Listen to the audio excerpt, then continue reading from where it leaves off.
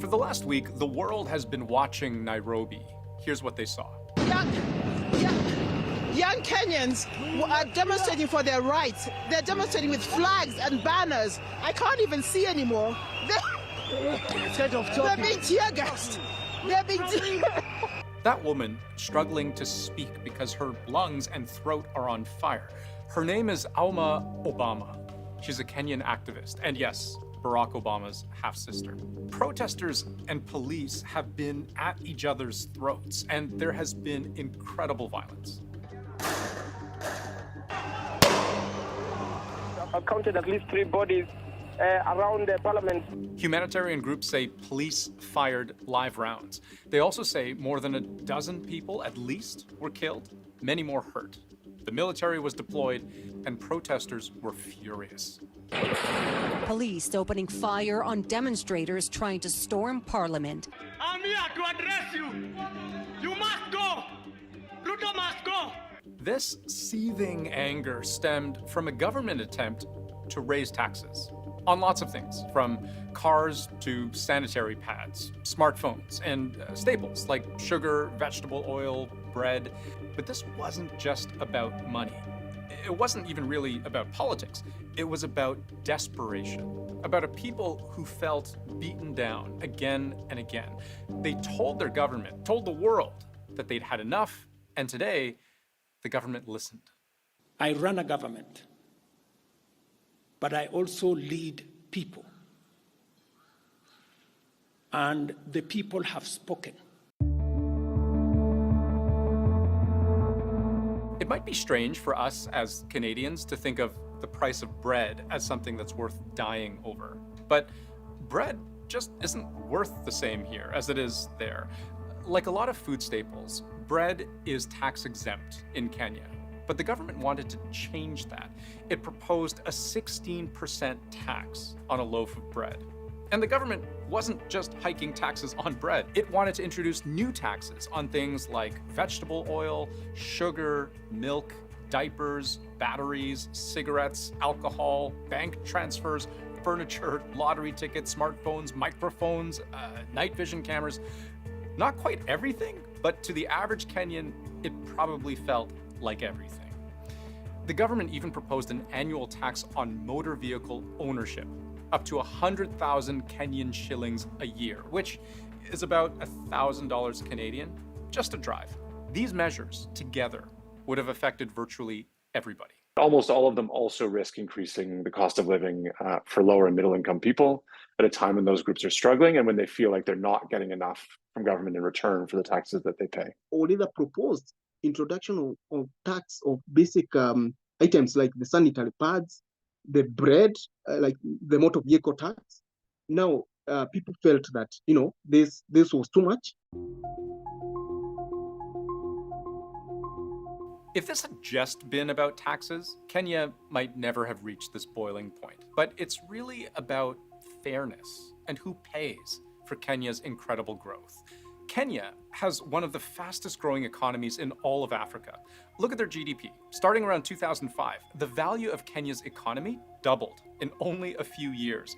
It would double again in less than a decade. And at this rate, it'll probably take less than 10 years to double in size again. But not everyone benefits the same way in such a fast-moving economy. According to the World Bank, around 1 in 6 Kenyans live below the international poverty line. Millions of people, especially in rural Kenya, live on the equivalent of just a few dollars a day. Pandemic inflation has also hit Kenya the same way it's hit everywhere else. This is what it's looked like just in the last couple of years.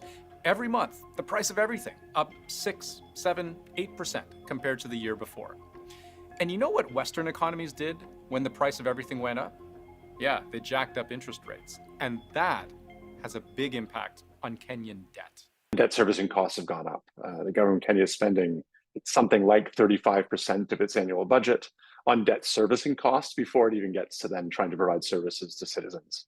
In this world, there are net borrowers and net lenders. Kenya is a net borrower. It draws billions of dollars from the International Monetary Fund. It just reached a deal this month to access an additional $1.1 billion. But all of those loans come with strings, either increasing interest payments or, in the IMF's case, a demand of Kenya's government to provide promises and plans to generate revenue. Otherwise, the taps turn off. So against that background, they're sort of desperate to raise revenue, and they're desperate to raise revenue quickly.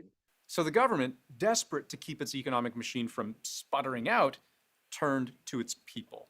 But those people already felt squeezed. They resented being forced to give more when they already give so much. And when you layer on top other economic shocks, wars disrupting supply chains, droughts crippling the country's agriculture industry, what you're left with is a population that screams, enough is enough.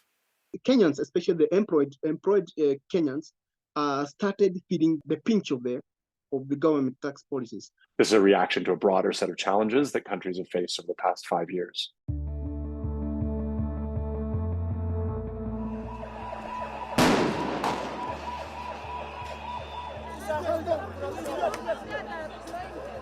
Protesters were livid, especially young protesters who felt the government was paying its bills with their futures. They called their demonstrations 7 days of rage. We are rejecting this finance bill. The president of Kenya has sent in the military after protesters set fire to the country's parliament building.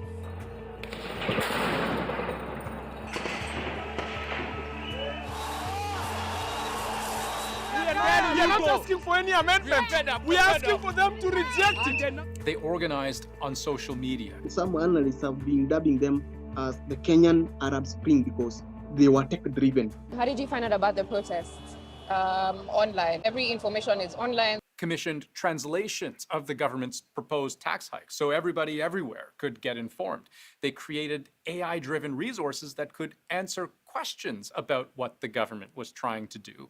What we saw, something that has never happened in Kenya, the angry youth overpowered the guards who are manning the parliament buildings, and they got entry. They confronted officials in public, carried coffins to some lawmakers' offices, and demanded nothing short of the full withdrawal of the government's finance bill. But they paid a price. According to groups like Amnesty International and the Kenya Medical Association, clashes with police were deadly. The government of William Ruto deployed the military. Humanitarian groups accused security forces of arresting and effectively abducting prominent Kenyan critics, especially those with large social media followings. And it seemed like the president wouldn't back down. That the government has mobilized all resources at the nation's disposal to ensure that a situation of this nature will not recur again at whatever cost. It really is striking that in less than 24 hours, President Ruto went from accusing protesters of treason, calling them a threat to national security, and their actions a reign of terror. I hereby put on notice the planners, financiers, orchestrators, and abettors of violence and anarchy that the security infrastructure established to protect our republic and its sovereignty will be deployed to secure the country and restore normalcy. He would not allow vandalism and acts of criminal destruction that was seen. So it was a very stern national address by President Ruto. Ruto went from that to this. Having reflected on the continuing conversation around the content of the Finance Bill 2024, and listening keenly to the people of Kenya, I concede, and therefore I will not sign. The president had no option. The pressure was too much. Kenya's president says the bill, all of the proposed tax hikes, will be withdrawn, leaving the question, so how does Kenya pay its bills? It's a very strong movement. If the issues are not adequately addressed, we are likely to see a resumption of this protest. That is the difficult work ahead. Spending cuts are almost certainly in the works, starting Ruto says, with cuts to the budget of the presidency. The people have spoken.